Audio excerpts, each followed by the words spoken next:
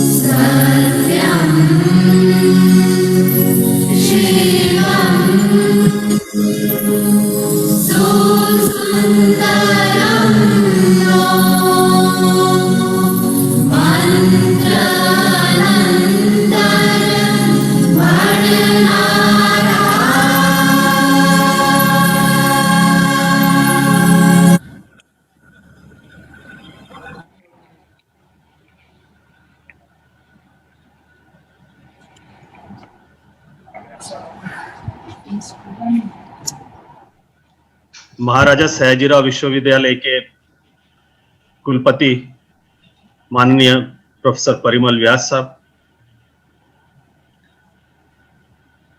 Bharatiya Janata party के उपाध्यक्ष आदरणीय श्री भार्गव भाई भट्ट, आईसीसीआर के रीजनल डायरेक्टर हमारे syndicate member doctor Jigar Inamdar, dean faculty of management studies professor MN Parmar, senate एवं सिंडिकेट मेंबर्स, अन्य फैकल्टीज के dean, head of the departments, सभी प्रतिभागी बंधु एवं भगिनीगण, आप सभी को मेरा नमस्कार। I welcome you to this important webinar on Atmanirbhar Bharat. बहुत ही सामयिक विषय है।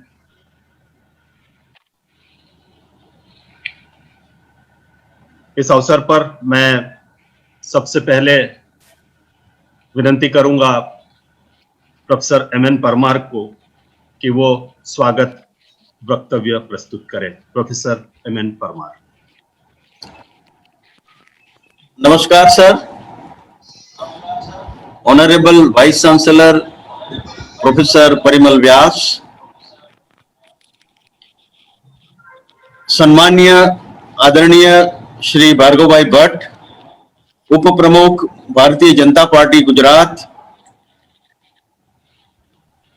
डॉक्टर जिगर भाई Inamdar, senate and syndicate member, regional director of ICCR, IQAC के director professor BS Chakravarti, Senate and syndicate members, all respected deans, head of the department, webinar participants, and our technical team. આજે Maharaja Sayajirao university માટે એક ગૌરવનો દિવસ છે, કારણ કે આપણા જ શ્રી ભાર્ગવભાઈ અને જીગરભાઈ એ રાષ્ટ્રીય નીતિ અને આત્મનિર્ભર ભારત એના વિશે આપણને વાત કરવાના છે. રાષ્ટ્રીય શિક્ષણ નીતિ એ માન્ય નરેન્દ્રભાઈ મોદીએ આ દેશને એક ખૂબ સરસ ભેટ આપી છે. નવી શિક્ષણ નીતિ લગભગ આપણને 34 વર્ષ પછી મળી છે, જેમાં માણસને માણસ બનાવવાનો એક સુંદર પ્રયાસ છે. શિક્ષણમાં મૂળભૂત સુધારાઓ, સંશોધન, વિસ્તરણ કાર્ય અને કૌશલ્ય વિકાસ કેવી રીતે થાય એના ઉપર શિક્ષણવિદો અને બીજા જે કંઈક શિક્ષણ શાસ્ત્રીઓ આ શિક્ષણ નીતિ સાથે સંકળાયેલા છે તેમણે ખૂબ ભાર આપ્યો છે. માનનીય વડાપ્રધાન શ્રી હંમેશા ઈચ્છે છે કે નોકરી મેળવનારમાંથી આપણે નોકરી આપનાર આપણા યુવાનોને બનાવવા છે, અને જો આપણે નોકરી આપનાર બનાવવા હશે તો શાળાથી માંડી અને કોલેજના શિક્ષણ સુધી સતત એનું સ્કિલ ડેવલપમેન્ટ કેવી રીતે થાય, સ્કિલ અપગ્રેડેશન કેવી રીતે થાય એ જોવાની ખૂબ જ જરૂર છે. અને મને કહેતા આનંદ થાય છે કે વડોદરા મહારાજા સયાજીરાવ યુનિવર્સિટી ના વાઇસ ચાન્સેલર પ્રોફેસર પરિમલ વ્યાસ જ્યારથી આ શિક્ષણ નીતિ આવી છે ત્યારથી એને વધારે ને વધારે પ્રચલિત કરવા માટે એના દરેક પાસાની ચર્ચા થાય, ડીન સુધી પહોંચે, હેડ સુધી પહોંચે, સાથે સાથે વાલીઓ પણ આ શિક્ષણ નીતિ સમજે, જાણે અને વિદ્યાર્થીઓ એમ 360 ડિગ્રી લેવલ સુધી કે દરેક સ્ટેક હોલ્ડરને શિક્ષણ નીતિ શું છે એનો ખ્યાલ આવે, સાચા અર્થમાં એનું માર્ગદર્શન મળે, એ દિશામાં આઈક્યુએસના ડાયરેક્ટર થ્રુ એક સુંદર પ્રયત્ન થયો છે. પ્રોફેસર પરિમલ વ્યાસ ની એક કામ કરવાની અલગ ઢબ છે. હંમેશા ચેલેન્જીસને ઓપોર્ચ્યુનિટીમાં બદલી નાખવાનો એમનો અભિગમ રહેલો છે, અને એટલા માટે જ કદાચ કોરોનામાં બીજી યુનિવર્સિટીઓમાં કેટલા વેબિનાર થયા હશે એનો ખ્યાલ નથી, પણ મહારાજા સયાજીરાવ યુનિવર્સિટીમાં 100+ જેટલા આપણે વેબિનાર કરી શક્યા છે, અને સાથે સાથે એનઈપી પર પણ આ લગભગ 10મો વેબિનાર છે. સતત ચિંતન, મનન, મંથન કરવાની આ પ્રક્રિયા મહારાજા સયાજીરાવ યુનિવર્સિટીમાં ચાલી રહી છે. અને એવા સમયે આપણી સાથે આપણામાંના જ આપણા મિત્ર, મેન્ટર અને સતત આપણને માર્ગદર્શન આપી રહ્યા છે એવા ભાર્ગવભાઈ જ્યારે ઉપસ્થિત હોય તો એમનું હું હૃદયપૂર્વક આવકારું છું. સાહેબ, મહારાજા સયાજીરાવ યુનિવર્સિટીમાં આપને આવકારતા ખૂબ જ ગૌરવ અનુભવીએ છીએ. સાથે સાથે ડોક્ટર જીગર ઇનામદાર કે જેઓ યુવાનોના આઇકોન છે, એક મોટિવેશનલ સ્પીકર છે અને સાચા અર્થમાં એક સંયોજક છે, સંગઠક છે, એવા જીગરભાઈ ઇનામદાર પણ આજે આપણી સાથે છે, અને તેઓ પણ આ શિક્ષણ નીતિ અને ભારતનો વિકાસ એની ઉપર આપણને વાત કરવાના છે. તો એ ખૂબ આનંદની વાત છે. જીગરભાઈ, આપને પણ અમે ખૂબ ખૂબ આવકારીએ છીએ. આ સાથે જ સેનેટ સિન્ડિકેટ મેમ્બર્સ, ડીનશ્રીઓ, principals, head of the department અને બીજા જે મિત્રો આ વેબિનારમાં જોડાયા છે એ સર્વેનું હું સ્વાગત કરું છું, અને મહારાજા સયાજીરાવ યુનિવર્સિટી તરફથી ખૂબ ખૂબ ધન્યવાદ કરું છું, કારણ કે આત્મનિર્ભર ભારત બનાવવા માટે આ જે શિક્ષણ નીતિ છે એ કેવી રીતે આપણને એ તરફ લઈ જવાની છે એની ઉપર આજે ચર્ચા થવાની છે. કારણ કે આપણને આ નવી શિક્ષણ નીતિ એક રામબાણ ઇલાજ છે. It is panacea for every problem of the youth. અને સાચા અર્થમાં એ આપણા માટે રામબાણ સાબિત થવાનું છે. એ ભારતનું મસ્તક છે, ભારતનું હૃદય છે અને ભારતના હાથ છે. અને એટલા માટે જ આ શિક્ષણ નીતિની ચર્ચા વિશાળ પાયા ઉપર થાય એ ખૂબ જ જરૂરી છે. આ સાથે હું આપ સૌનું હૃદયપૂર્વક આવકારું છું અને હવે હું ડોક્ટર ચક્રવર્તી સાહેબને વિનંતી કરીશ કે તેઓ આઈક્યુએસસી વિશે આપણને વાત કરે, પ્રોફેસર પરિમલ વ્યાસ સાહેબનો પરિચય આપે અને તેઓને આ વેબિનારમાં આપણને ઉદ્બોધન કરવા માટે વિનંતી કરે. આપ સૌનો ખૂબ ખૂબ ધન્યવાદ, આભાર. ઓવર ટુ ચક્રવર્તી સાહેબ.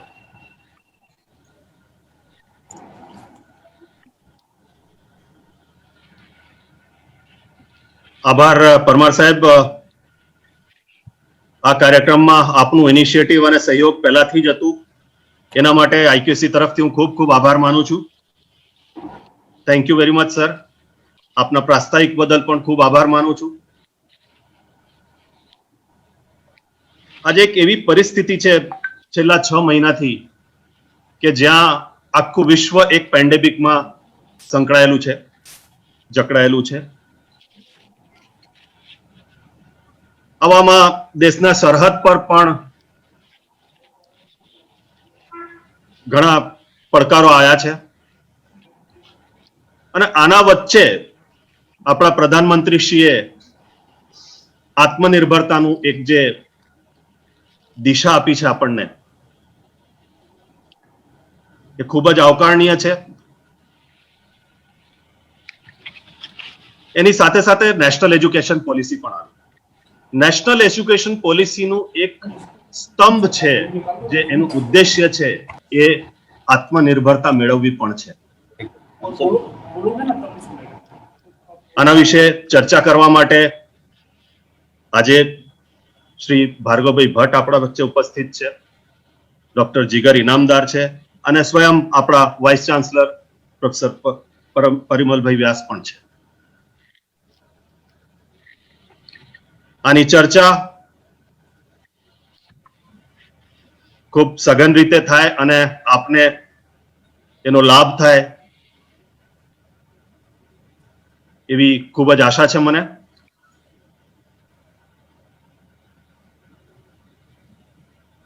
આ બધા પાછળ જેટલા પણ વેબિનાર થયા છે એના પાછળ પ્રેરણા સ્ત્રોત પ્રોફેસર પરિમલ વ્યાસ સાહેબ છે, જે આપણા આદરણીય વાઇસ ચાન્સલર. લગભગ જે રીતે પરમાર સાહેબે કીધું કે લગભગ 100 ઉપર વેબિનાર થઈ ગયા છે. I think the guiding force behind this is certainly our Vice Chancellor, Professor Parimal Vyas. He is a dual professor in the faculties of Commerce and Management Studies. ઉપરાંત આપ નેશનલ બોર્ડ ઓફ એક્રેડિટેશનના executive council member પણ છો અને નેકની ઘણી પિયર ટીમના આપ ચેરમેન તરીકે ભૂમિકા ભજવી છે આપે. તો વધુ સમય ના લેતા હું સરને રિક્વેસ્ટ કરીશ, એમને વિનંતી કરીશ કે પ્રતિભાગીઓને ઉદ્બોધિત કરે. Sir, over to you.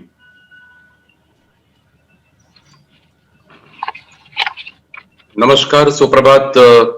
Doctor ચક્રવર્તીજી, હું માનું છું કે મારો અવાજ આપ સૌના સુધી પહોંચી રહ્યો છે. જી sir, loud and clear sir. हाँ,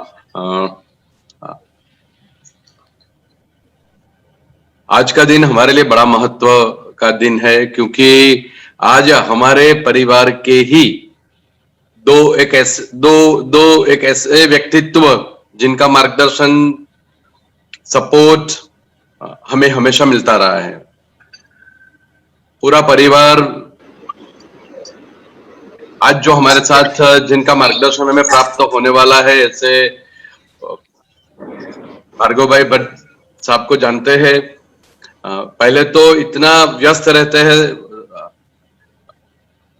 इतनी व्यस्तता में भी विश्वविद्यालय की चिंता करना और एक ऐसा महत्वपूर्ण विषय जिसके लिए हमारे प्रधानमंत्री नरेंद्र भाई की बात हम करें, हमारे महामहिम राष्ट्रपति जी की बात करें, पूरा देश आज, जब मुझे एक मौका मिला तो मैंने मेरे उद्बोधन में सबसे पहली बात ये रखी थी कि ये जो नई शिक्षण नीति, तो ये बिल्कुल गलत है। ये नई शिक्षण नीति नहीं है, ये राष्ट्रीय शिक्षा नीति है। जब हमारे से सुझाव मांगा गया था विश्वविद्यालय की ओर से, एक सुझाव जो हमने भेजा था ये नीति को लागू करने से पहले, तो हमने ये भी कहा था कि इसको भारतीय शिक्षा नीति कहनी चाहिए।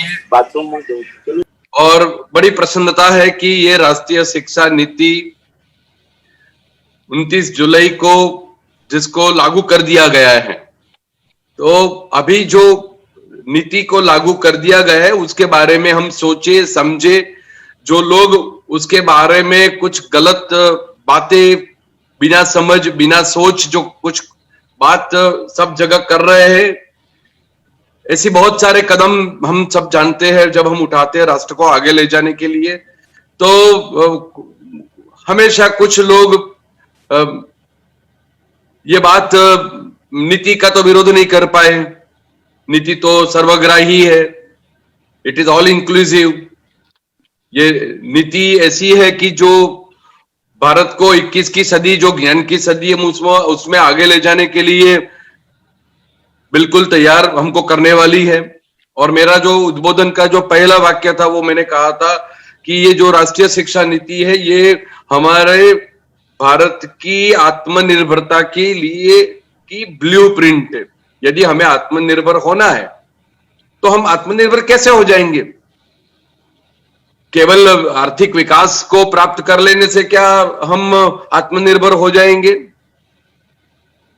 या सर्वग्राही विकास? हम जब हमारे राष्ट्र की बात करते हैं तो भारत और इंडिया दोनों की बात आती है। इस विषय को जब हम समझना चाहते हैं तो हमें एपीजे अब्दुल कलाम जी, जिन्होंने बहुत साल पहले इंडिया विजन 2020 हमको दिया, इसका पुस्तक भी युवाओं को प्रोत्साहित करने के लिए लिखा, हम सबने पढ़ा भी है।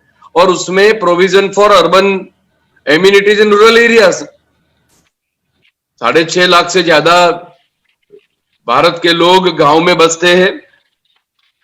और जब हमको आजादी मिली तब से लेकर के आज तक हमारा जो कृषि के ऊपर जो हमारा जो दृष्टिकोण रहा है, जो महत्व रहा है, और जब हम आर्थिक विकास की बात करते हैं तो छोटे छोटे उद्योगों, गृह उद्योग की हम जब बात करते हैं तो पूरे राष्ट्र को, भारत को विश्व गुरु या जगत गुरु बनाने के लिए सबसे पहली बात यह है कि जब हम खुद अपने पैरों पे खड़े हो पाए, खुद हम स्वनिर्भर का मतलब कई लोग ऐसा भी करते हैं कि नहीं, मैं एक बात बिल्कुल स्पष्ट कहना चाहूंगा, थोड़ा वक्त लूंगा क्योंकि ये विषय मेरे भी हृदय के बड़ी नजदीक का विषय है कि कहीं पे भी स्वदेशी देशी की बात इसमें नहीं है। बिल्कुल ये मत सोचिए कि हमारे क्योंकि हम तो हमेशा खुलापन में मानते हैं, हमारा राष्ट्र, हमारी संस्कृति, हमारी धरोहर हम खुलापन में मानते हैं, हम अपनापन में मानते हैं, हम पूरे विश्व को परिवार के तौर पे हम इनका स्वीकार करते हैं और इसके लिए हम गौरव भी हम लेते हैं। तो ये हमारी पहचान है पूरे विश्व में। तो पहले तो खुद को, स्वयं को मजबूत करना होगा, स्वयं की जो जरूरियात है हम स्वयं, और जब मैं स्वयं की बात करता हूं तो स्वयं में 135 करोड़ भारतीय लोग की बात है, ये स्वयं की बात है। और आत्मनिर्भर, मुझे अभी भी याद है जब पहली पंचवर्षीय योजना जब आजादी मिली तो पूरे दुनिया में किसी ने पंचवर्षीय योजना की बात नहीं करी थी, हमने की थी पंचवर्षीय योजना। और वो पंचवर्षीय योजना के द्वारा हमने आर्थिक विकास प्राप्त करने का कदम उस रास्ते पे हम आगे चलने लगे। लेकिन बाद में कुछ पता चला, कुछ समझ में आई, कुछ अनुभव हुआ, और उस अनुभव को संजोते हुए एक बड़ा महत्वपूर्ण जो दौर आया जो मैं आपके सामने थोड़ी उसकी बात भी रखना चाहूंगा, वो था 2014, जब हम आत्मनिर्भर भारत की बात करते हैं, तो क्योंकि यहाँ सब प्रबुद्ध लोग भी मेरे साथ विश्वविद्यालय के वेबिनार में जुड़े हुए हैं, तो एक विषय जो इसके साथ बिल्कुल लगातार हम सबको समझना है, जिसकी भी बात में मुझे लगता है बड़ी आवश्यकता है, तो मैं 3 विषय को लेकर के थोड़ी कुछ बातें थोड़े कुछ समय में आपके साथ करना चाहूंगा। और जो सबसे पहला पहलू जो आया था वो 2014 में, जिसको हम भली भांति जानते हैं, समझते हैं, और जिसके ऊपर अभी पूरा राष्ट्र काम कर रहा है, उसको हम कहते हैं make in India. Made in India से जो मेक इन इंडिया की शिफ्ट आई 2014 में, हमारे बड़ा प्रधान सेवक जी की जो दृष्टि थी कि हमें मेक इन इंडिया को, हम जो भी कुछ चीजें उन्होंने कहा, जब आत्मनिर्भर की बात हो रही थी, मुझे ये कहना चाहिए कि प्रधानमंत्री जी ने ये कहा कि आखिर कब तक हमारे ही देश से गया कच्चा माल फिनिश प्रोडक्ट भरकर भारत में लौटता रहेगा। कोरोना महामारी के बीच 130 करोड़ भारतीयों ने आत्मनिर्भर भारत बनाने का संकल्प इसीलिए ये लिया है हम सबने मिलकर के, और हम सबको हम सबके ऊपर, खुद के ऊपर पूरा भरोसा है, पूरा विश्वास है। इसलिए हम सबका साथ, सबका विकास, और अब हम सबका विश्वास की भी बात करते हैं। और भारत, ये जो सपना है आत्मनिर्भर भारत का, वो उसको हम हासिल करके रहेंगे। एक समय था जब हमारी कृषि व्यवस्था थी बहुत पिछड़ी हुई थी। एक बड़ा पड़कार था कि हम इतने बड़े राष्ट्र के देशवासियों का पेट कैसे भरे। लेकिन मुझे बड़ा आनंद होता है, बड़ी गौरव की मैं लागणी अनुभव करता हूं कि आज केवल अपने 130 करोड़ लोगों के नहीं, लेकिन कई दुनिया के और देशों के लोगों का भी पेट भर सकता है। आत्मनिर्भर भारत का मतलब सिर्फ आयात कम करना ही नहीं है। हमारी क्षमता, हमारी क्रिएटिविटी, हमारा जो नवाचार है, हमारा जो कौशल्य है, उसको आगे बढ़ाना है। अपनी जरूरतें पूरी कर रहा भारत दूसरे देशों की मदद करने में भी हमेशा आगे रहा है। हाल में भी हम सबने अनुभव किया है, आप मेरे साथ इस बात से सहमत होंगे कि जब ये कोरोना की महामारी आई, तो हम सबको पता है कि N95 जो मास्क बनता था, पीपीई किट की बात करते हैं, वेंटिलेटर जो हम विदेश से मंगवाते थे, आज 123 देशों में भारत की दवाएं हमने लोगों की जीवन बचाने के लिए पहुंचाई है। मेक इन इंडिया के साथ साथ मेक फॉरवर्ड में हमें आगे बढ़ना है। हमारा प्रधानमंत्री जी का एक जो उन्होंने जो सूत्र दिया, जो मुझे बड़ा प्रभावित कर गया। जब हम राष्ट्रीय शिक्षा नीति और आत्मनिर्भरता की बात करते हैं, और इसमें मैंने जानबूझ करके मेक इन इंडिया का कंसेप्ट, मेक इन इंडिया का जो बात है, जो हमारी जो मेक इन इंडिया की जो हमारी मूवमेंट है, उसको मैंने साथ में जोड़ा है, क्योंकि हमारे प्रधानमंत्री जी ने ये कहा है कि अब एक नई प्राण शक्ति, एक नई संकल्प शक्ति के साथ हमें बचना भी है और आगे भी बढ़ना है। और अब मैं थोड़ी राष्ट्रीय शिक्षा नीति के कुछ बिंदु, बहुत सारे बिंदु तो हम ले नहीं पाएंगे, क्योंकि लेकिन हम मानते हैं कि जब विकास की बात करते हैं, हम जब प्रगति की बात करते हैं, तो मैं मानता हूं कि सच्चा विकास और सच्चा प्रगति हमारा देश तब हासिल करेगा, तब एक एक भारतीय को जो अपनी जो रिक्वायरमेंट्स है, जिसको हम रोटी कपड़ा और मकान कहते हैं, उसके चेहरे पे मुस्कान होगी, उसके चेहरे पे एक गौरव की बात होगी कि हम पूरे विश्व को बदलने के लिए, एक अच्छा विश्व का निर्माण करने के लिए हम सब कटिबद्ध है और हम सब तैयार है। और इसमें ये जो राष्ट्रीय शिक्षा नीति है, मैं मानता हूं ये उसके लिए एक बहुत बड़ा सपोर्ट, जिसको हम कहते हैं, एक बहुत बड़ा कदम जो हमने भारत की सरकार ने उठाया है। यदि राष्ट्रीय शिक्षा नीति के कुछ सिद्धांत है, उसके जो कुछ उद्देश्य है, और उसकी कुछ बातें हैं जिसको हमको लागू करना है। केवल ये कोई प्लान नहीं है, कोई प्रोजेक्ट नहीं है। मैं मानता हूं ये नीति नहीं है। प्रोफेसर एमएन परमार को मैं धन्यवाद देना चाहूंगा। उन्होंने बिल्कुल कहा, ये नीति जो राष्ट्रीय शिक्षा नीति है वो भारत का मस्तिष्क भी है और भारत का हृदय भी है। और आज 21वीं सदी की जब हम बात कर रहे हैं और इसमें खुलापन की बात है, अपनापन की बात है, कहीं पे भी ऐसी कोई मानसिकता नहीं है कि हम केवल हमारे राष्ट्र की ही बात कर रहे हैं। ऐसा बिल्कुल, यदि कोई इस बात को समझता है तो मैं मानता हूं इसमें बड़ा परिवर्तन करना होगा। हम सब समझते हैं कि पूरा विश्व बड़ी तेजी से परिवर्तन के दौर पे आगे चल रहा है। बिग डेटा ले लो, मशीन लर्निंग, कृत्रिम मेघा जैसे क्षेत्रों में बहुत से वैज्ञानिक और तकनीकी विकास आजकल हो रहे हैं। आने वाले समय में डेटा साइंस, कंप्यूटर साइंस और गणित के क्षेत्रों में ये 21 की सदी हम सब जानते हैं और समझते हैं कि ज्ञान की सदी है।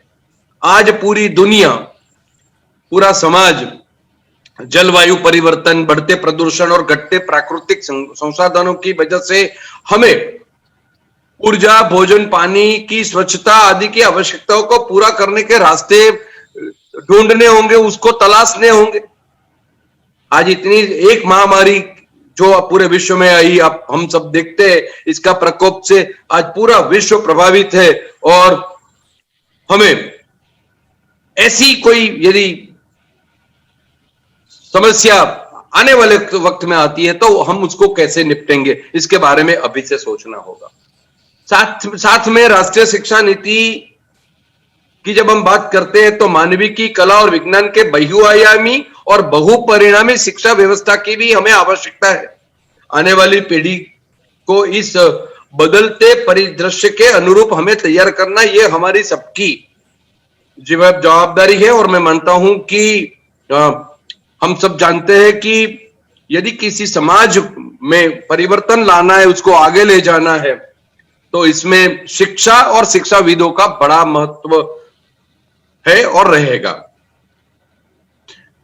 मेरा मानना है कि आज के विश्व को जिस समावेशी और समान गुणवत्ता युक्त ज्ञान की आवश्यकता है, भारत उसको दे पाने के लिए भारत ने ये जो राष्ट्रीय शिक्षा नीति लागू की है, मैं मानता हूं ये जो राष्ट्रीय शिक्षा नीति है वो हमें उस शिक्षा नीति के साथ हमें पूर्ण सामर्थ्य प्राप्त हो रहा है। राष्ट्रीय शिक्षा नीति 2020 शिक्षा के परिणामों की वर्तमान स्थिति और बदलते परिदृश्य के जिसमें जैसे मैंने कहा उसकी आवश्यकता है, उसके बीच की जो खाई है उसको पूरा करने के लिए उठाया गया एक ऐतिहासिक कदम है। हम सब जानते हैं और हम सब बात भी करते हैं। तक्षशिला, नालंदा, विक्रमशिला और वल्लभी जैसे प्राचीन भारत के विश्व स्तरीय संस्थानों की तर्ज पर इस नीति के समुचित क्रियान्वयन के अध्ययन के विविध क्षेत्रों में शिक्षण और शोध के ऊंचे प्रतिमान स्थापित करने के लिए हमें ये प्राप्त हुआ एक अवसर है। आज बहुत कम विद्यार्थी को ये पता होता है। जब सयाजीराव महाराजा सयाजी विश्वविद्यालय में आते हैं तो मेरा एक सवाल था जब मैंने ये जिम्मेदारी ली कि आप सयाजीराव गायकवाड़ जी के बारे में क्या जानते हैं, इनका क्या योगदान था पूरे राष्ट्र में, पूरे विश्व में और शिक्षण को आगे ले जाने में। ऐसे बहुत सारे पहलू हैं जिससे हमारे विद्यार्थी ऐसी एक शिक्षा नीति, एक ऐसी एक व्यवस्था है जिससे हम हमारे विद्यार्थी उस बातों से परिचित नहीं है। चरक, सुश्रुत, आर्यभट्ट, वराहमिहिर, भास्कराचार्य, चाणक्य, पाणिनि, पतंजलि, मैत्री और गार्गी की भावी पीढ़ियां यदि हमें दोबारा गढ़नी है तो मुझे लगता है कि राष्ट्रीय शिक्षा नीति, ज्यादा चिंता मत करिए, जो रूल है उसके अनुसार बता दीजिए उनको। राष्ट्रीय शिक्षा नीति है वो हमें, ठीक है, अभी मैं मीटिंग में हूँ, 1 घंटे बात करने के लिए बोलना उनको। राष्ट्रीय शिक्षा नीति जो है वो उसमें वो जो बातें मैंने बताई है उसको दोबारा आकार लेने में हमारी मदद करेगी। ये जो राष्ट्रीय शिक्षा नीति है उसमें बुनियादी साक्षरता और संख्या ज्ञान को सर्वाधिक प्राथमिकता दी गई है। ये बड़ा बड़ा आनंद का विषय है क्योंकि हम पूरी जो शिक्षा पद्धति है उसको हम उसके लिए हम बहुत सारे सवाल, बहुत सारे संशय हम उठा रहे हैं। लचीलापन। सबसे जो एक विशेष बाबत जो मुझे लगती है शिक्षा नीति में आई है वो लचीलापन है। आज मैंने बहुत बार जब भी मौका मिला ये बात रखी है कि ये विश्वविद्यालय में आज हमारे पास हॉस्टल्स है, लेबोरेटरीज है, सब कुछ है कैंपस में। हमारे पास सब कुछ पूरी व्यवस्था है, लेकिन महामारी के वजह से विद्यार्थी यदि कैंपस में नहीं आ पा रहे, हमारे विश्वविद्यालय में नहीं आ रहे, तो उसका जो प्रभाव है वो हम सब अभी उसका अनुभव कर रहे हैं। तो कोई भी निर्णय हम यदि लेते हैं विश्वविद्यालय में, मैं मानता हूं वो विश्वविद्यालय का लिया हुआ एक एक निर्णय वो विद्यार्थी के आगे बढ़ने में, उसने जो भी कुछ उसने सपने संजोए है उसको हासिल करने में, उसकी जो रुचि है, उसकी प्रतिभा को निखारने में वो सीधा असर करता है। तो ये राष्ट्रीय शिक्षा नीति में लचीलापन एक बहुत बड़ी उसकी एक जो विशेषता है कि अभी विद्यार्थी जब चाहेगा अभ्यास कर पाएगा, जो भी अभ्यास कर पाएगा, उसके लिए जो भी कुछ उसने मेहनत की है, उसने जो भी कुछ क्रेडिट हासिल की है, वो उसकी जमा रहेगी। जब उसको दोबारा लगता है कि मुझे उसको आगे ले जाना है, आगे पढ़ाई करनी है, तो वो क्रेडिट का वो दोबारा उपयोग कर पाएगा। एक ऐसी राष्ट्रीय शिक्षा नीति जो कला और विज्ञान को दौड़ने का, दोनों को साथ में जोड़ने का बहुत एक अच्छा सा एक प्रयास इसमें हमें दिखता है। ज्ञान की एकता और अखंडितता को सुनिश्चित करने के लिए भविष्यक और समग्र शिक्षा, जैसे मैंने शुरुआत में किया, समग्र शिक्षा के ऊपर ये राष्ट्रीय शिक्षा नीति ने बहुत ज्यादा बल दिया है। उदाहरणात्मक समझ पर भी इस शिक्षा नीति ने जोर दिया है। ये राष्ट्रीय शिक्षा नीति है, ऐसी नीति है जो रचनात्मक और तार्किक जो सोच है उसको प्रोत्साहित करती है। 20,000 करोड़ रुपया केंद्र सरकार ने नेशनल रिसर्च फाउंडेशन संशोधन को बढ़ावा देने के लिए अभी से इसकी व्यवस्था कर दी है। ये बताता है कि बहुत सारी नीतियां हमारे राष्ट्र में आई है। मैं कोई नीति आई थी उसकी टीका करने की मेरा कोई मकसद नहीं है, लेकिन नीति तो हमेशा अच्छी ही होती है। इसका क्रियान्वयन उसका अमलीकरण हम कैसे करते हैं, और मैंने जैसे बताया आपको कि इसको लागू करने के लिए एक बहुत बड़ा परिवर्तन तो हमने नीति जैसे लागू करी उसके कुछ ही दिनों में हमने सब इसका अनुभव किया कि पहले जो ह्यूमन रिसोर्स डेवलपमेंट हम कहते थे, मानव संसाधन मंत्रालय, उसको हमने नीति में जैसे बताया गया था, नीति में जैसा प्रपोज किया गया था, अभी उसको हम शिक्षा मंत्रालय, और अभी 21 से 25 सितंबर तक हम शिक्षा पर्व भी मना रहे हैं। और ये शिक्षा पर्व मनाना है तो उसमें विश्वविद्यालय, कुछ चुनिंदा विश्वविद्यालय जिसको उन्नत भारत अभियान के कार्य के लिए चुना गया है। मुझे बड़ी प्रसन्नता है कि महाराजा सयाजीराव विश्वविद्यालय एक ऐसे विश्वविद्यालय है जिसको भी ये उन्नत भारत अभियान अंतर्गत चुना गया है, और ये विद्यार्थी तक ये राष्ट्रीय शिक्षा नीति, एनएसएस के जो प्रतिभागी है, हमारे एनसीसी के जो कैडेट्स है और बाकी समाज के जो प्रतिभागी है, उन तक ये शिक्षा नीति को ले जाने के लिए ये विश्वविद्यालय को आदेश दिया गया है और विश्वविद्यालय को मार्गदर्शन दिया गया है। और उसी अंतर्गत आज हमारे साथ हमारे परिवार के दो एक ऐसे लोग जिनके लिए हम गौरव अनुभव करते हैं, उनका मार्गदर्शन हमें प्राप्त होने वाला है। जीवन कौशलों के विकास की बात भी ये राष्ट्रीय शिक्षा नीति में बड़ी बखूबी की गई है।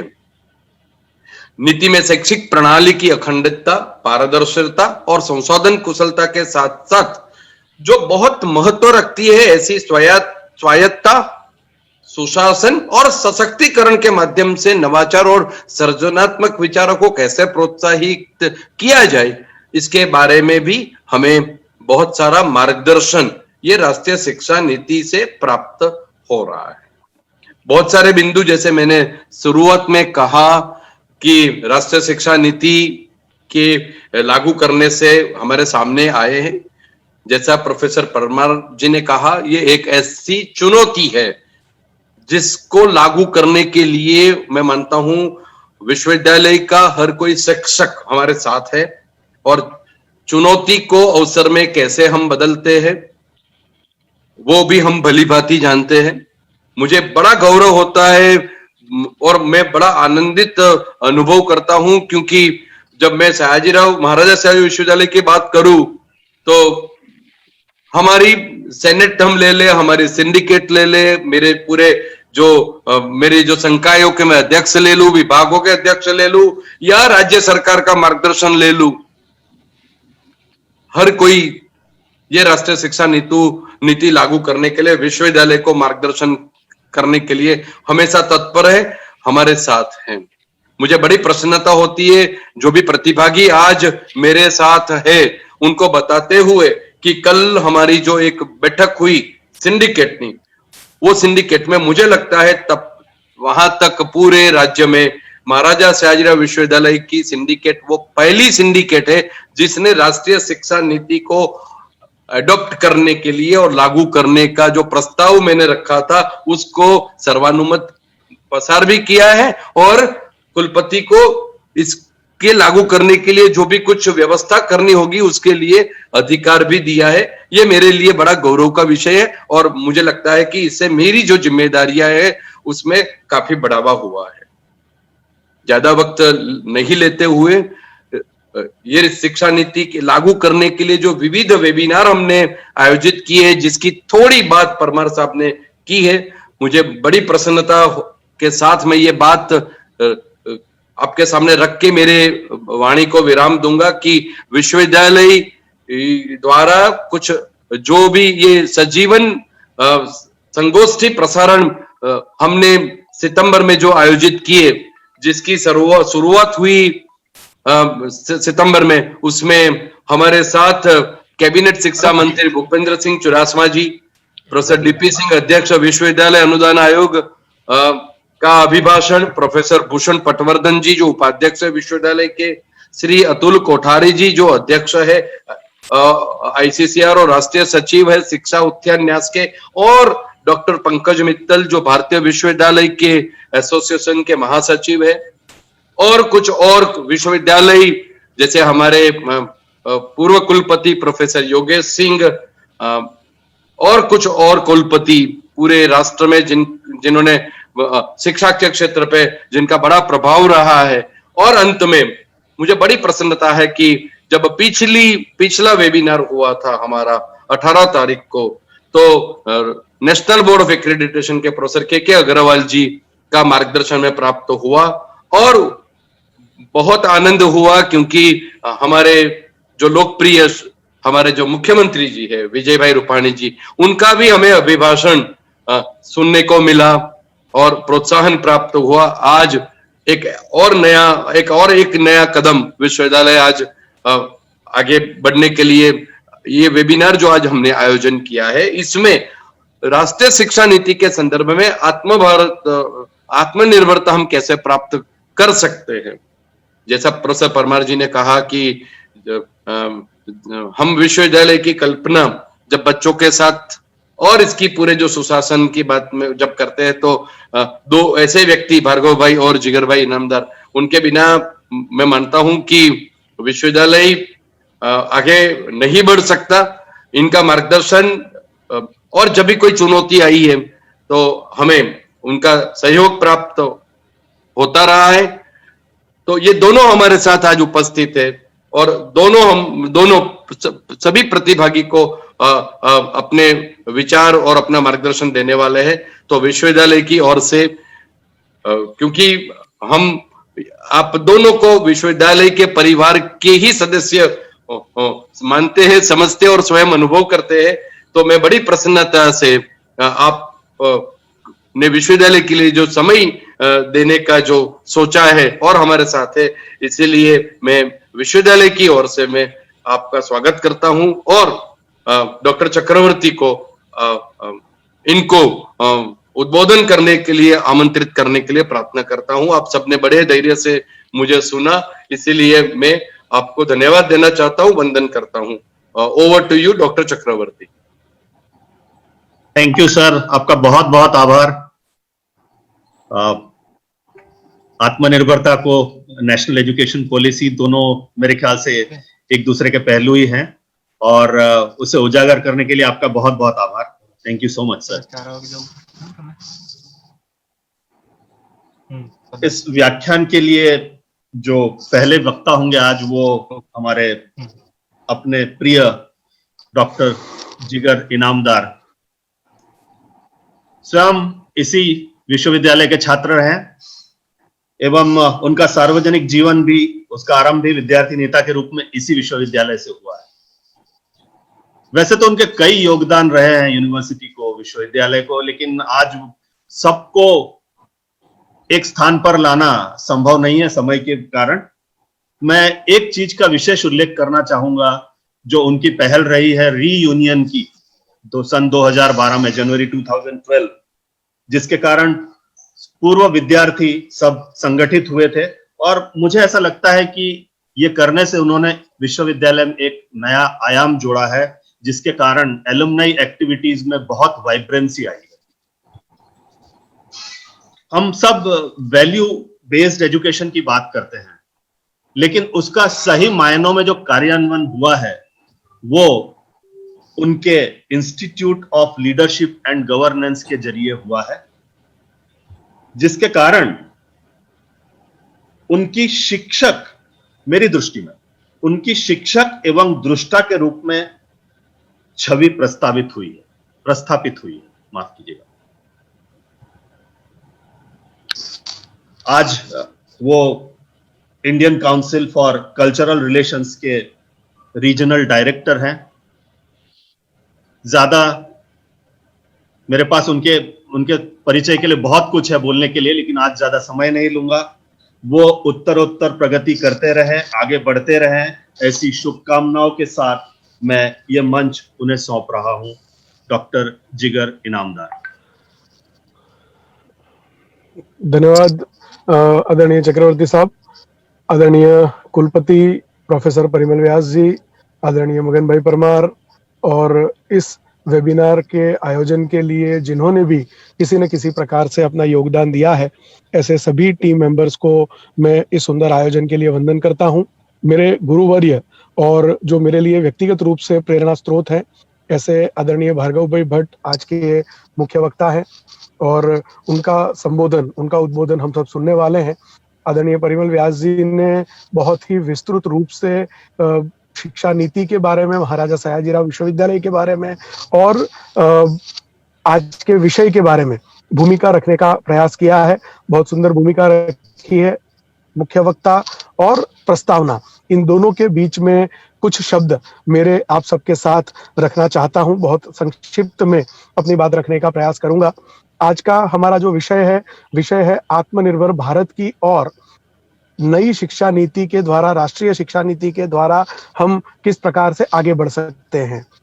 मैं 2-3 मुद्दे आप सबके ध्यान में रखना चाहता हूं। पहला मुद्दा ये है कि पहली बार ऐसा हुआ है बहुत वर्षों के बाद कि भारत की शिक्षा नीति ये सच में भारत की शिक्षा नीति है। ज्यादातर नीतियां जो बनती आई है वो किसी न किसी देश की नीति को कॉपी पेस्ट करके यहाँ पर उसको लागू करने के विफल प्रयास रहे थे। पहली बार ऐसा हुआ है कि भारत ने खुद भारत की शिक्षा नीति तैयार की है। आदरणीय प्रधानमंत्री नरेंद्र मोदी जी के नेतृत्व में आज स्थिति इस प्रकार से करवट ले रही है कि भारत के लोगों को भारतीय होने का एक अलग प्रकार का गौरव अनुभव हो रहा है। किसी देश की नीति को कॉपी पेस्ट करते हुए जो परंपराएं चली आई है, उस परंपरा से हम बाहर निकले हैं। भारत की भारतीयता के साथ जुड़ी हुई शिक्षा नीति भारत के अंदर लागू करना, यही आत्मनिर्भर भारत का पहला कदम हो सकता है। मैं 2 शब्दों का प्रयोग करना चाहता हूं जो वर्षों के मेरे अनुभव में मैं सीख पाया हूं। पहला शब्द ये है युगानुकूल और दूसरा शब्द ये है देशानुकूल। संघ के अभ्यास वर्गों में ये दोनों शब्द बार बार कहीं ना कहीं पुनरावर्तन होता रहता था इन शब्दों का, और ये दोनों शब्दों के आधार पे नई शिक्षा नीति तैयार हुई है। मानव को हम संसाधन नहीं मानते हैं, ये भारत की शिक्षा नीति का एक सैलिएंट फैक्टर है, एक हिडन एलिमेंट है।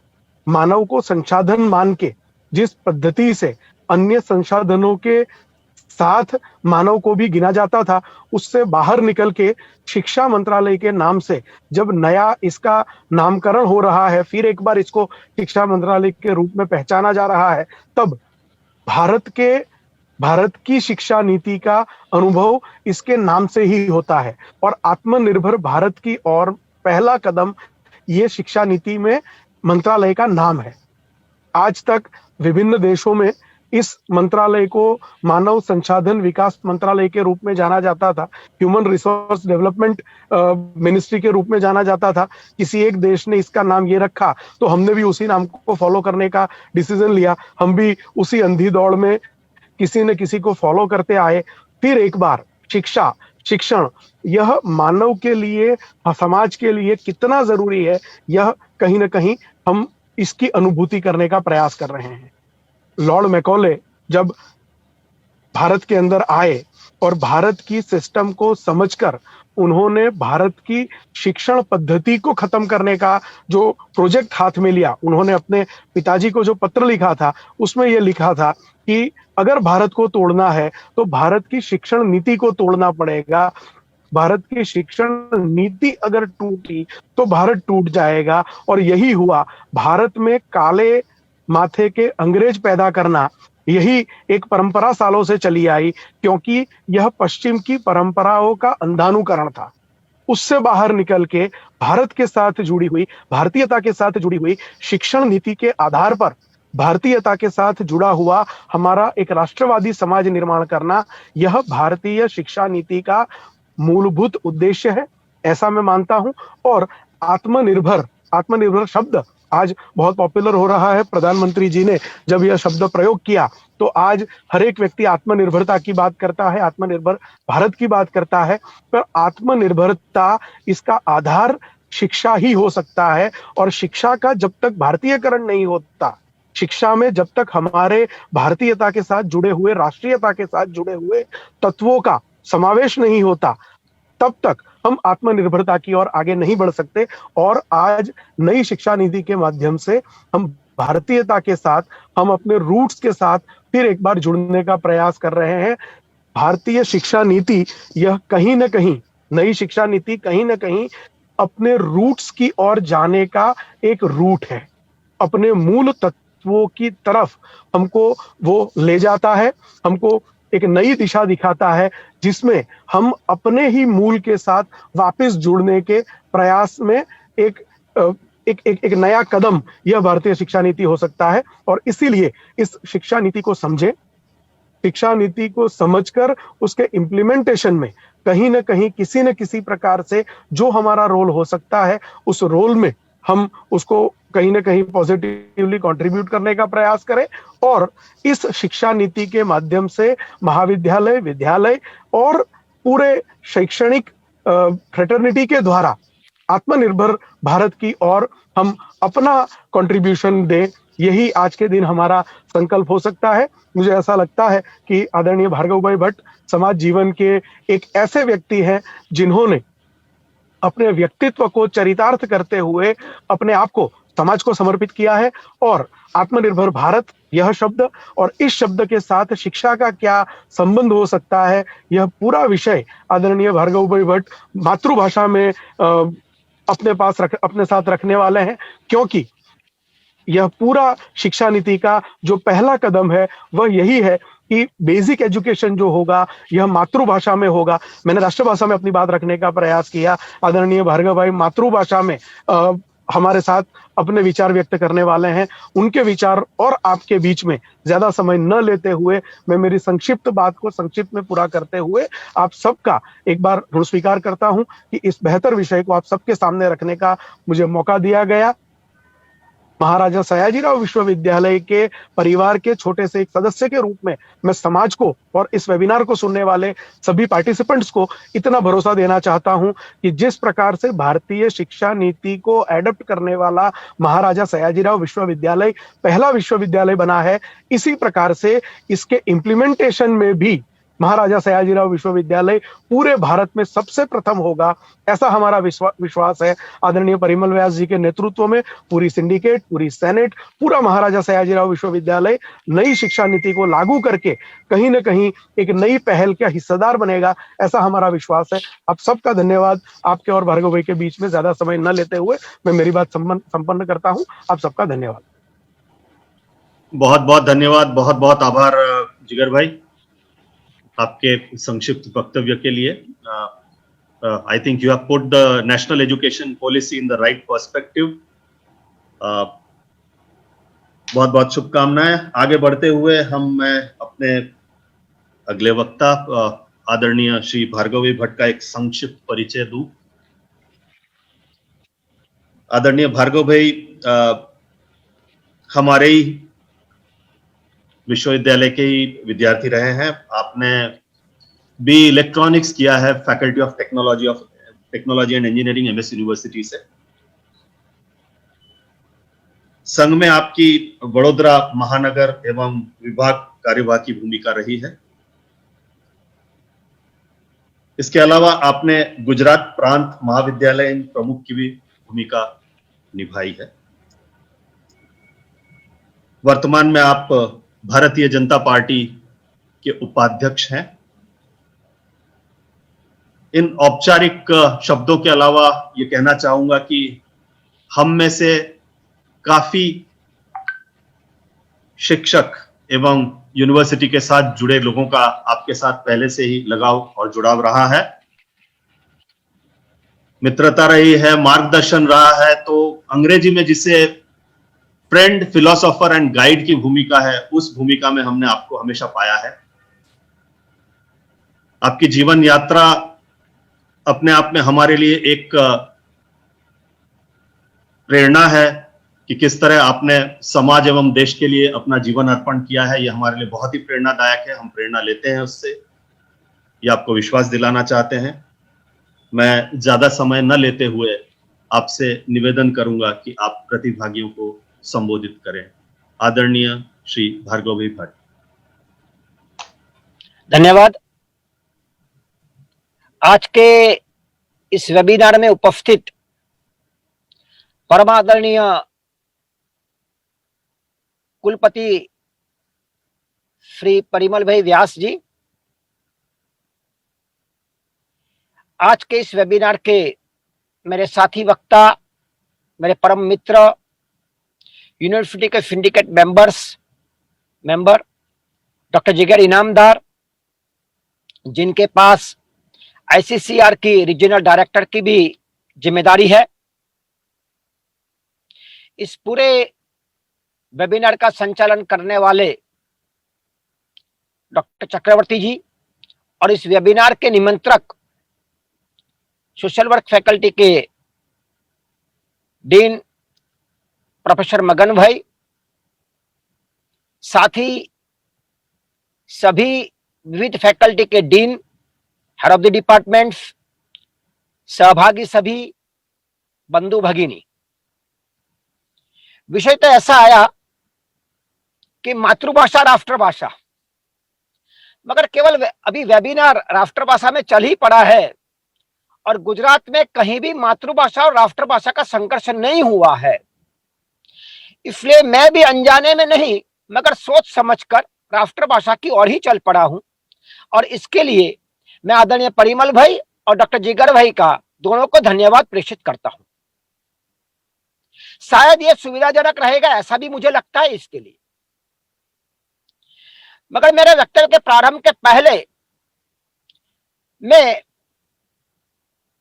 आदरणीय कुलपति परिमल भाई और सभी सिंडिकेट मेंबर्स को अभिनंदन और धन्यवाद देना चाहता हूं कि जिस महाराजा सयाजीराव यूनिवर्सिटी में मेरी पढ़ाई हुई है, जिसका मैं परिवार का सदस्य रहा हूं उसकी कुछ भी अच्छी बातें मुझे अत्यंत आनंद देती है। ऐसे में कल ही के दिन आदरणीय कुलपति जी और सभी सिंडिकेट मेंबर्सों ने एक बहुत बड़ा विद्यार्थियों के प्रति संवेदना व्यक्त करता हुआ निर्णय लिया। ये अपने आप में शिक्षा जगत में एक अभूतपूर्व निर्णय है और विद्यार्थियों के प्रति जो संवेदनशीलता बताई है, इसका मैं धन्यवाद भी प्रेषित करता हूं, अभिनंदन भी देता हूं आपको सभी विद्यार्थी, क्योंकि एक भूतपूर्व विद्यार्थी के नाते मैं ये बात अपनी कह रहा हूं। मित्रों, आज का विषय आत्मनिर्भर भारत की संकल्पना और राष्ट्रीय शिक्षा नीति।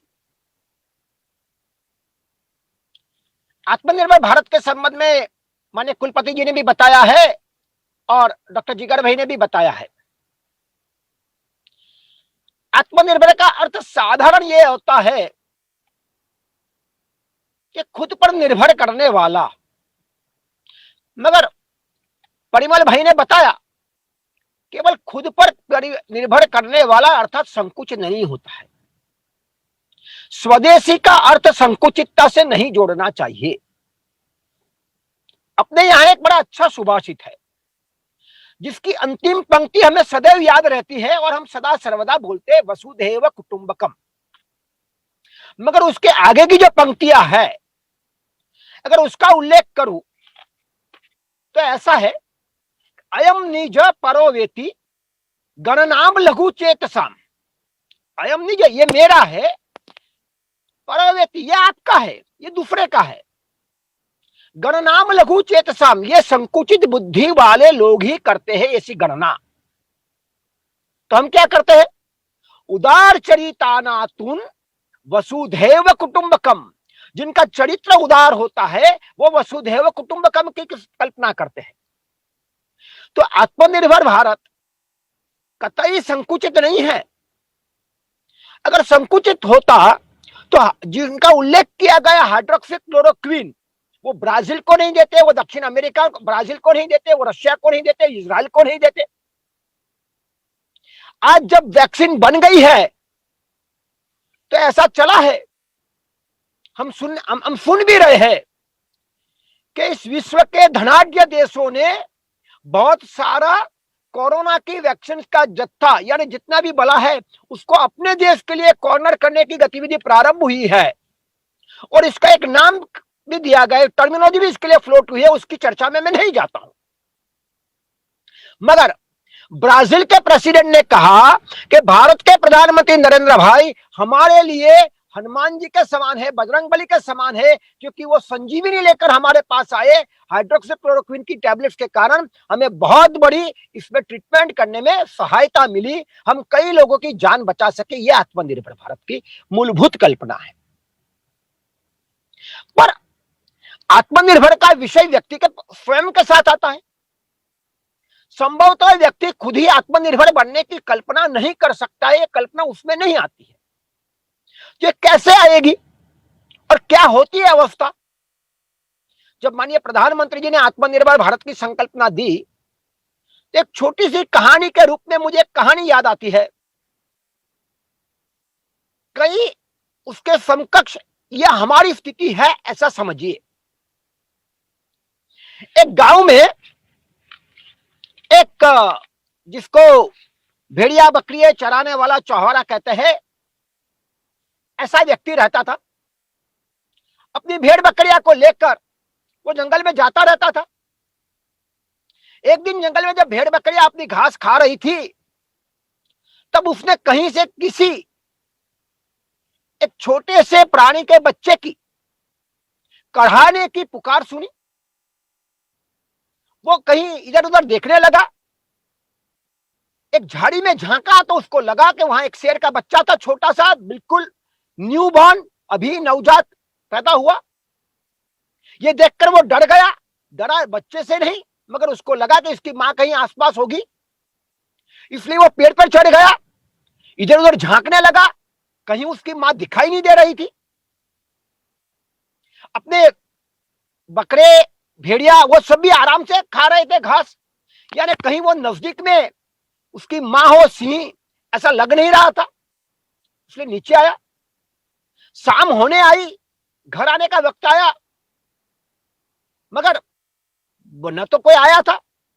उसको लगा कि ये बच्चे को कोई मार देगा, इसके लिए बच्चे को अपने साथ ले आया, अपने ही भेड़ बकरे के साथ उसको बांध दिया। धीरे धीरे वो बड़ा होने लगा।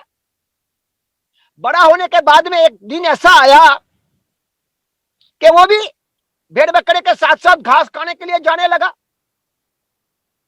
एक बार जब वो भेड़ बकरे के साथ घास खाता था, तभी एक सिंह की दहाड़ सुनी, और दहाड़ सुनते ही ये भेड़ बकरे सब भागने लगे। उसके साथ ये शेर का जो बच्चा था वो भी भागने लगा।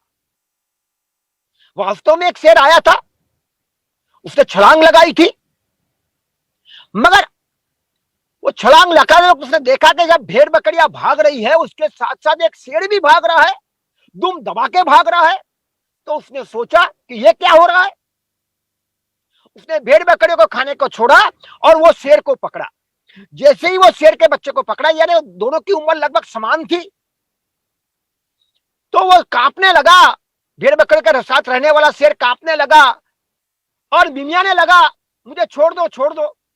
इसको आश्चर्य हुआ, ये शेर हो कैसा करता है। वो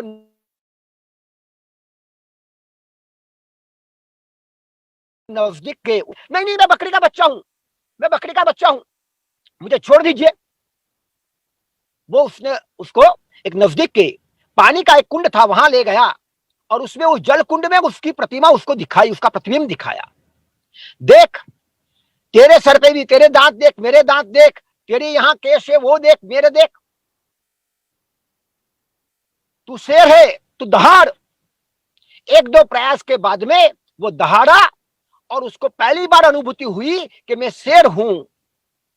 उसके बाद में वो भेड़ बकरियों के साथ नहीं गया, वो जंगल का राजा बनकर घूमने लगा। मगर जब तक उसको ये कल्पना नहीं थी, उसको बताया नहीं गया था, तब तक वो अपने खुद को भेड़ बकरी समझता था। आत्मनिर्भर भारत की संकल्पना हमारे प्रधानमंत्री जी ने दी है ने, वो पहली बार हमको अनुभूति करवाई है कि हम स्वयमेव मृगेंद्रता है, हम शेर है। मगर ये कहां से आएगी, इसका आधार क्या होगा। आत्मनिर्भर भारत के लिए माननीय प्रधानमंत्री जी ने मेक इन इंडिया दिया है, मगर मेक इन इंडिया के पहले उन्होंने जो शब्द प्रयोग दिए हैं, जो 2014 से प्रारंभ हुए हैं, वो है स्टार्टअप इंडिया। स्टार्टअप इंडिया के लिए उन्होंने शब्द दिया है डिजिटल इंडिया। डिजिटल इंडिया के साथ उन्होंने जोड़ा है स्किल इंडिया, यानी स्किल इंडिया से प्रारंभ होगा, स्किल इंडिया से डिजिटल इंडिया, डिजिटल इंडिया से स्टार्टअप इंडिया, स्टार्टअप इंडिया से मेक इन इंडिया। ये श्रृंखला जब जुड़ती है तब आत्मनिर्भर भारत बनता है। मगर स्किल इंडिया कहां से आता है, तो स्किल इंडिया आता है शिक्षा से। इसलिए आत्मनिर्भर भारत का अगर मूलभूत आधार कोई रहेगा तो ये शिक्षा रहेगी। इसलिए राष्ट्रीय शिक्षा नीति उस संदर्भ में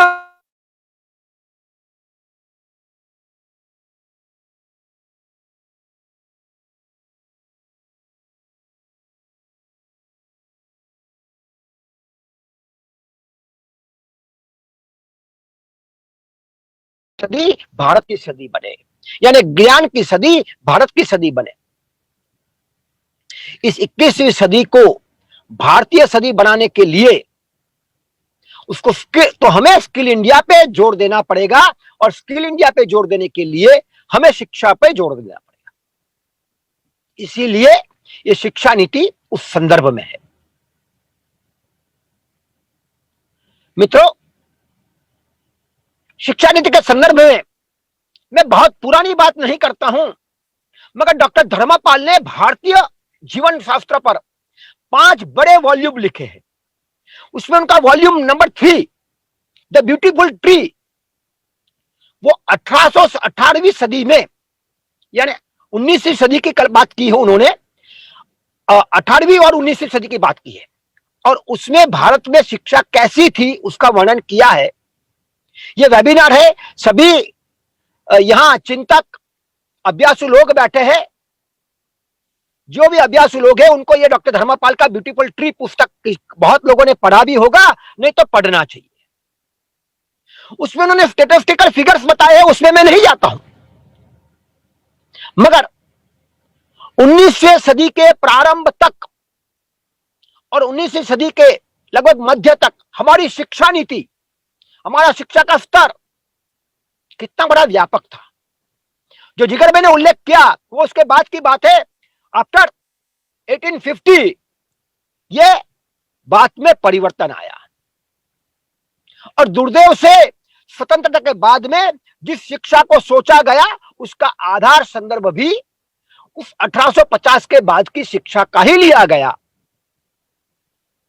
पहली बार ये भारतीय शिक्षा नीति में इस नए ढंग से सोचने का प्रारंभ हुआ है। हमारे यहां कहा जाता है कि शिक्षा यानी क्या? ज्ञान। हम इंफॉर्मेशन को शिक्षा नहीं कहते हैं। Information can be thrust, information ला दी जा सकती है। ज्ञान, ज्ञान अंदर से निकाला जा सकता है। ज्ञान क्या है? अज्ञान की परत हटने से ही, आवरण हटने से ही जो बाहर आता है वो ज्ञान है। इसको जबरदस्ती नहीं किया जाता है। कमल के फूल को खिलाने के लिए जबरदस्ती करोगे तो कमल का फूल बचेगा नहीं, पंखड़ियां बिखर जाएगी। उसके अंदर से वो बाहर आना चाहिए। और इसके कारण ही इस माननीय प्रधानमंत्री जी ने भी कहा है, हमारी शिक्षा नीति अब तक व्हाट टू थिंक उस पे जोर देती थी, उससे शिफ्ट होकर एक पैराडाइम शिफ्ट, एक बहुत बड़ा आमूल परिवर्तन व्हाट टू थिंक की जगह पे हाउ टू थिंक उस बात पर जाता है। मित्रों, हमारा प्राचीन विज्ञान की उज्जवल परंपरा हमेशा रही है। आप विज्ञान की कोई भी शाखा ले लीजिए, उसमें हम थे। चाहे भास्कराचार्य का विमान शास्त्र ले लीजिए, नागार्जुन का रसायन शास्त्र ले लीजिए, चरक और सुश्रुत का आरोग्य शास्त्र, चिकित्सा शास्त्र ले लीजिए, कनाट का फिजिक्स का एटॉमिक मॉडल ले लीजिए, हम थे। मगर जैसे जिगर भाई ने बताया कि हम थे, उससे पर्याप्त नहीं होता है। जो था उसको युगानुकूल बनाना पड़ता है, और जो बाहर से है उसको देशानुकूल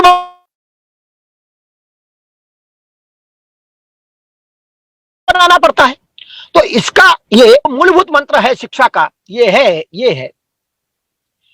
कि व्हाट टू थिंक की जगह हाउ टू थिंक अगर करते जाएंगे तो अपने आप स्किल जो अंदर है वो बाहर आती रहेगी। मुझे याद है कि एक आजकल ट्रेंड चल पड़ा है, जिनके में कल ही मैं दो दिन पहले मैं किसी एक घर में बैठा था। वो एक युवा माता थी, उसकी एक छोटी सी बेटी थी, उसके लिए बहुत चिंतित थी। चिंतित इसके लिए थी कि अरे बाप रे, अभी क्या होगा। अभी तो किसी ने बताया कि अभी 5th स्टैंडर्ड तक और 3rd स्टैंडर्ड 5th स्टैंडर्ड तक मातृभाषा में शिक्षण होगा। तो उस युवा माता की चिंता यह थी, तो अरे मेरी बच्ची तो पीछे रह जाएगी, अभी अंग्रेजी में नहीं बोल पाएगी। अरे उसने तो युवा माता ने यहां तक कह डाला, भगवान करे ये शासन में कुछ परिवर्तन हो जाए और ये शिक्षा नीति टल जाए तो मेरी बेटी अंग्रेजी बोलने लगे। अभी केवल प्रगति का, आपकी विचक्षणता का, आपकी होशियारी का मापदंड केवल अंग्रेजी ही रह जाएगा तो क्या होगा। मातृभाषा में हम जब बच्चे को सुलाते हैं, छोटे बच्चे को, तब हम सबने अपने परिवार में हमारे पोते के लिए या पुत्र के लिए किया होगा। देखो, चांदा मामा दूर से खिलाते वक्त भी गाते हैं, चांद को मामा कहते हैं, सूरज को दादा कहते हैं। ये कल्पना हमारी है और इस हिसाब से हम परिवार का संबंध जोड़ते हैं। It can not be translated in English, ये अंग्रेजी में ट्रांसलेट नहीं हो सकता। ये भाव जागरण की मूलभूत व्याख्या है। उसको ये नई शिक्षा नीति में पहले 5 साल की शिक्षा इस संदर्भ में दी गई है जो मातृभाषा में हो और जिसका प्रारंभ, जिसको अभी हम नर्सरी कहते हैं, जूनियर केजी सीनियर केजी के पहले के एक स्टेज कहते हैं, वहां से प्रारंभ होती। मगर शहरों में यह शिक्षा 3 साल से उपलब्ध थी, गांवों में 6 साल के बाद थी तो उसको पहले लिया गया है। उसके बाद का मैं शिक्षा नीति के बड़ी बड़े लंबे विवरणों में नहीं जाऊंगा, मैं कुछ सैलेंट फीचर्स जो मुझे ध्यान में आते हैं वही बताना चाहता हूं। 5, 3, 3 और 4 का मॉडल है, मगर बड़ी महत्व की बात ऐसी है कि स्कूलों का क्लस्टर्स बनाया जाएगा और क्लस्टर में जो एक्सपर्टाइज होगी वो रोटेट होगी, यानी तज्ञ शिक्षक का लाभ उस क्लस्टर की सभी स्कूलों को मिलेगा, यानी सभी विद्यार्थियों को मिलेगा। और माध्यमिक शिक्षक है जो 9, 10, 11, 12 की होगी, वो उसमें माध्यमिक शिक्षा क्रम में आप ये शिक्षा पद्धति जो है उसको ये क्लस्टर के साथ जोड़कर वहां भी एक्सपर्ट शिक्षक को कहीं ना कहीं जोड़ा जाएगा। एक बहुत बड़ा बदलाव उच्च अभ्यास क्रम के कारण जिन्होंने माननीय परिमल भाई ने भी उल्लेख किया उसमें लिया गया है। इसके साथ साथ कि बहुत बड़ा बदलाव यह है कि कोई भी व्यक्ति कहीं भी इस शिक्षा क्रम में जुड़ सकता है और कहीं भी निकल सकता है। और हायर एजुकेशन में भी हायर एजुकेशन काउंसिल HCI के माध्यम से ये शिक्षा के क्लस्टर्स बनेंगे और वहां भी पूरी शिक्षा को रिसर्च ओरिएंटेड संशोधनात्मक जोड़ देती हुई शिक्षा बनाई जाएगी। ये पूरी शिक्षा में जो इवैल्यूएशन सिस्टम है जिसका परीक्षण करते थे वो हमारे यहाँ केवल कोचिंग क्लास ओरिएंटेड शिक्षा पद्धति रही थी, यानी केवल साल में एक बार की परीक्षा के लिए तैयार करना, उसके लिए रटना, ये बातें थी। उससे निकलकर कंटिन्यूअस इवैल्यूएशन, सतत सातत्यपूर्ण परीक्षण और उसके आधार पर क्रेडिट देना, ये एक बात नहीं है। और उसके लिए परख, performance assessment, review and analysis of knowledge, holistic, ये ऐसा परख ऐसा बनाया। NTA एजेंसी बनेगी, नेशनल टेस्टिंग एजेंसी, वो इसको इवैल्यूएट करेगी और इस इवैल्यूएशन के आधार पर छात्र को पूर्ण स्वतंत्रता होगी उसको क्या पढ़ना क्या नहीं पढ़ना। हम लोग इंजीनियरिंग में थे तो हम अपने आप को जरा और शेर मारकर समझते थे। आर्ट्स के फैकल्टी या कॉमर्स फैकल्टी के विद्यार्थी और देखने का ढंग हमारा तुच्छता वाला था। कह रहे आर्ट्स में पढ़ता है, क्या है उसको एडमिशन नहीं मिला इसलिए वहां गया है। अरे साइंस फैकल्टी के विद्यार्थियों को भी हम इसी तरह से देखते थे। मगर अच्छी बात यह थी उसमें कि कुछ मेडिकल के छात्र या इंजीनियरिंग के छात्र हर साल यूनिवर्सिटी फेस्टिवल में, डिबेट कंपटीशन में, किसी भी लैंग्वेज की डिबेट हो, चाहे गुजराती में हो, हिंदी में हो, उसमें कंपटीशन में नंबर 1 आते थे। यानी उसका झुकाव तो साहित्य की ओर रहता था, मगर साहित्य से वो दूर रहता था क्योंकि साहित्य में पढ़ने वाला व्यक्ति तुच्छ है, ऐसा समझकर यह भेद को इस शिक्षा नीति ने मिटाया है। मित्रों, यह एक नया बदलाव है। शिक्षा नीति का हमें स्वयं बहुत ही गंभीरता से अभ्यास करना चाहिए और इस विषय में कुछ ना कुछ सोचना चाहिए। मगर कोई भी नीति का निर्धारण हो जाता है, मगर पहली बार इस नीति में उसको किस तरह से उसका अमलीकरण करना, उसको कैसे अमल में लाना, यह सोचा गया है। उसके लिए 7 स्टेप्स डिसाइड किए हैं और उस 7 स्टेप्स के माध्यम से यह पूरी शिक्षा नीति का अमलीकरण होगा। यह नीति का हार्द क्या है, उसका मेन मोटो, उद्देश्य, उससे वो भटके नहीं, उससे वो भटके नहीं, ये उसको संभाल के रखना, ये उसका पहला इंप्लीमेंटेशन स्टेप होगा। दूसरा, ये पूरी शिक्षा नीति है वो होलिस्टिक अप्रोच है। इसको पीसमील में पकड़ नहीं पाएंगे, ये इतना कर लो नहीं, हम तो इतना ही करेंगे, ऐसा नहीं होगा। तो इसको स्टेप बाय स्टेप इंप्लीमेंट करना पड़ेगा। यानी प्री प्राइमरी एजुकेशन से लेकर पूर्व प्राथमिक शिक्षा से लेकर प्राथमिक शिक्षा, माध्यमिक शिक्षा, उच्चतर माध्यमिक शिक्षा, ऐसे सभी पहलू का इसमें किया जाएगा। इसमें स्किल डेवलपमेंट है। एक नई अभिगम ये शिक्षा नीति में है कि स्किल डेवलपमेंट के लिए प्रत्येक बच्चा माध्यमिक शिक्षा स्तर से कुछ न कुछ स्किल सीखेगा। यानी कि भार्गव भट्ट ये बाल काटने का काम भी सीख सकता है, कुम्हार का काम भी सीख सकता है, और ये जो है कोई न कोई व्यावसायिक शिक्षण ले सकता है, और वो व्यावसायिक शिक्षा के लिए वो स्वयं व्यवसाय में जुड़ भी सकता है। यानी कहीं भी छूटेगा तो भार्गव भट्ट ना पढ़ पाया मगर केवल बाल काटने का काम तो कर सकेगा। तो अभी जो हमारे समाज में जो वर्ग विभाजन है इससे दूर जाता है। हमें इस शिक्षा नीति में प्रायोरिटीज डिसाइड करनी पड़ेगी, अग्रता क्रम डिसाइड करना पड़ेगा। ये पूरी मैंने कहा एक सूत्री और सर्वांगी विकास के लिए है, तो इसका भी जब इंप्लीमेंटेशन करते हैं तो उसका सर्वांगी इंप्लीमेंटेशन हो, इस तरह से इसको सोचना पड़ेगा।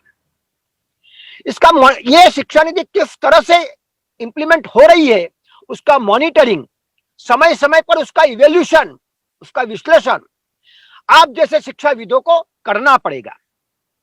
इसके लिए मैं मानता हूं सरकार भी जुड़ेगी, फाइनेंशियल इंस्टीट्यूट भी जुड़ेगी, इसका भी सोचा गया है, और ये पूरी शिक्षा नीति को हॉलिस्टिक अप्रोच के नाते अमल में लाया जाए, ये इसका क्रम है। मैं फिर से एक बार उस विषय पे आता हूं कि हाउ टू थिंक पे हमने जोर दिया है, तभी भी यह शिक्षा नीति का एक मूलभूत बड़ा आधार है, वो चरित्र निर्माण का है। विद्यार्थी केवल रटा हुआ मशीन बनकर बाहर ना निकले, मगर विद्यार्थी एक चरित्र संपन्न नागरिक बनकर बाहर निकले जिसमें साहस हो। आत्मनिर्भरता का विषय साहस के साथ जुड़ता है। आत्मनिर्भरता का वो संवेदनशील हो, आत्मनिर्भरता का विषय संवेदनशीलता से जुड़ता है। जब संवेदना जागती है ना अंदर से, तो मैं क्यों ये विषय जो अगर मेरे ही देश का बांधव इसके कारण भूखा मर रहा है तो मैं उसकी कोई चीज क्यों ना लूं, मैं उसको बड़ा क्यों ना करूं। ये संवेदना से जुड़ता है, वो करुणता से जुड़ता है। तो ये शिक्षा नैतिक मूल्यों पे आधारित होने वाली शिक्षा है। मित्रों, एक पुस्तक मुझे बहुत ही अच्छा लगता है, बहुत ही प्रिय पुस्तक है मेरा। रिचर्ड बाक ने वो पुस्तक लिखी है, जोनाथन लिविंगस्टन द सीगल। ये पुस्तक का एक अंत में एक प्रसंग आता है। मैं जोनाथन लिविंगस्टन द सीगल जो बहुत ऊंची उड़ नहीं सकता है, वो ऊंचे उड़ता हुआ बड़ी ऊंचाई तक उड़ा। अपने जो उड़ान की जो तकनीक थी उसने बहुत लोगों को सिखाई, और सिखाते सिखाते एक दिन जब वो सिखा रहा था तब एक पक्षी उसके पास आता है, उसका नाम है कर्क मैनार्ड। ये कर्क मैनार्ड पक्षी, उसकी एक पांख काम नहीं करती थी, उसको पार्शियल पैरालिटिक था, या तो उसको दिव्यांग कहा जाए ऐसा था। तो उस दिव्यांग कर्क मैनार्ड ने जोनाथन लिविंगस्टन को पूछा, कैन आई फ्लाई? तो जोनाथन जवाब देता है, यस यू कैन फ्लाई। फिर जोनाथन कहता है कि देख कर्क मैनार्ड को कहता है, मैनार्ड तू एक पंख से दूसरी पंख तक सीमित नहीं है, तू अनंत है। जहां तक तेरे विचार पहुंच सके इतना अनंत तू है। तू प्रयास कर, उस अनंत को प्राप्त करने का प्रयास कर, तू उड़ सकता है। और उस कहानी में ऐसा आता है कि कर्क मैनार्ड ने ट्राई किया और एक दो प्रयास के बाद में वो थोड़ा उड़ पाया और उसके मुंह से उद्गार निकल गए, yes see I can fly, I can fly. हमने हमारा ये कार्यक्रम का वेबिनार का प्रारंभ हमारे यूनिवर्सिटी के गीत से किया, और यूनिवर्सिटी में गीत के पहले ही पंक्ति में हमारी पहचान है, हम सर्जनहारा है। हम सृष्टि के सर्जन करने वाले हैं। ऐसी उदात्त कल्पना साहित्य रत्न शिरोमणि उमाशंकर जी जोशी ने की है, जिसका गीत का हम पठन करते हैं। ये सर्जनहारा किसके साथ जुड़ा हुआ है? सर्जनहारा सर्जन वही कर सकता है जो आत्मनिर्भर हो, और ये शिक्षा ये आत्मनिर्भरता प्रदान करने वाली शिक्षा है। वो कुछ सर्जन करने वालों को निर्माण करने वाली संस्था है। इसलिए यहां तकनीक का टेक्नोलॉजी का उपयोग शिक्षा में कर कर ऐसे ही कर्क मैनार तक ये शिक्षा पहुंचे, मगर सबसे बड़ा जोर इसमें दिया गया है वो शिक्षकों के प्रशिक्षण पे दिया गया है। शिक्षक को एक बड़े सम्मानीय स्तर पर ऊपर उठाया गया है। हम मजाक में जब स्कूल में पढ़ते थे तब कहते थे कि टीचर इज एन एनिमल। शिक्षक एक ऐसा प्राणी है जो अपने वर्ग में गुरुता ग्रंथि से और वर्ग के बाहर आउटसाइड द क्लासरूम वर्ग के बाहर लघुता ग्रंथि से पीड़ित है। इस पूरी संकल्पना को बदलकर शिक्षक वो है जिसके गोद में, मैं दूसरा पहला शब्द नहीं कहता हूं, सर्जन निर्माण करता है। जो सर्जन कर सकता है वही प्रलय की क्षमता रखता है, प्रलय दूसरा नहीं कर सकता है। प्रलय और निर्माण जो है उसमें निर्माण जिसकी ताकत है वही प्रलय करने का साहस रख सकता है, क्योंकि उसको पता है कि प्रलय के बाद में नया निर्माण में कर पाऊंगा। If everything will be stumble down I will begin with the beginning. यह आत्मविश्वास शिक्षक में जागृत हो, इसके लिए पूरी शिक्षा नीति में सबसे ज्यादा जोर इस शिक्षक में दिया गया है और इस विषय में इस शिक्षक को बाहर आना है। मित्रों, आने वाला भारत हमारा है। विश्व में भारत जगत गुरु के स्थान पर विराजमान होने जा रहा है, इसमें कोई शंका नहीं। केवल हमें इस विषय में क्या करना है, इस शिक्षा नीति के संदर्भ में रहे संभ्रम को दूर करने के लिए हमको जन जन तक जाना पड़ेगा, लोगों को समझाना पड़ेगा। मैं एमएस यूनिवर्सिटी परिवार को अभिनंदन देता हूं जिन्होंने 100 से अधिक वेबिनार करते हुए इस विषय को समाज तक पहुंचाया है। मगर मैं master of social work faculties के सभी सामाजिक कार्य में काम करने वाले छात्र छात्राओं को मेरी नम्र अभिनंदन प्रार्थना है कि आप समाज में एक सन्यासी के रूप में निकल पड़ो, एक भेख लेकर निकल पड़ो कि शिक्षा नीति का प्रचार करते हुए सही कर्क मैनार जो है उसको बाहर लाना है। उसमें से ही आपको जोनाथन लिविंगस्टन मिल जाएगा, उसमें से ही आपको फिर से थिरुवल्लुवर मिलेगा, उसमें से आर्यभट्ट मिलेगा, वराहमिहिर मिलेगा, भास्कराचार्य मिलेगा, नागार्जुन मिलेगा, कणाद मिलेगा।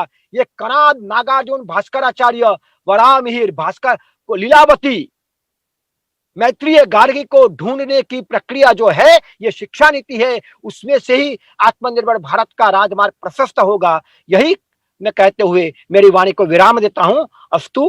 भारत माता की जय।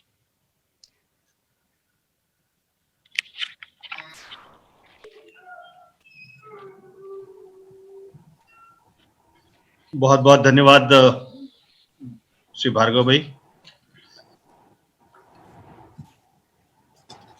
आपने जो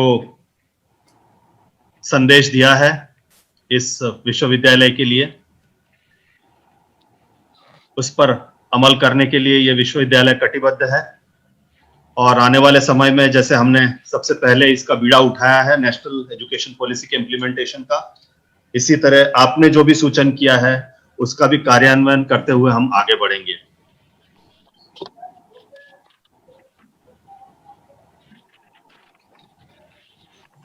विदित है कि आज के दोनों वक्ता जो हमारे साथ थे, डॉक्टर जिगर इनामदार एवं आदरणीय श्री भार्गव भाई भट्ट,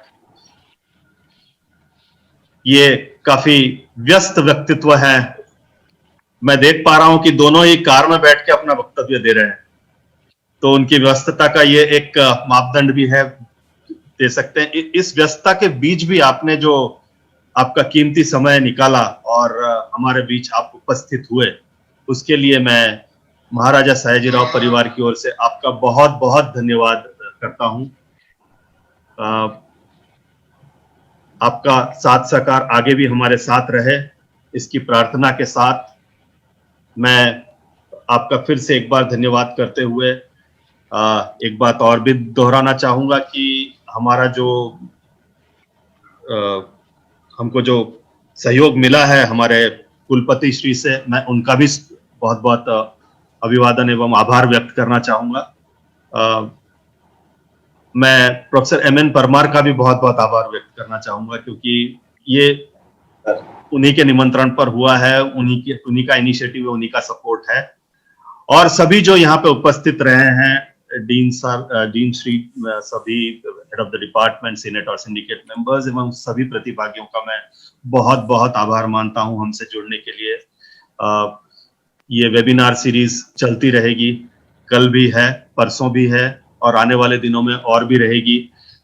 एक छोटा सा मैं एक डिक्लेरेशन करना चाहूंगा कि आगामी 28 तारीख को हमारे साथ जुड़ेंगे माननीय श्री अनिरुद्ध देशपांडे जी, जो कि राष्ट्रीय स्वयंसेवक संघ के अखिल भारतीय संपर्क प्रमुख हैं।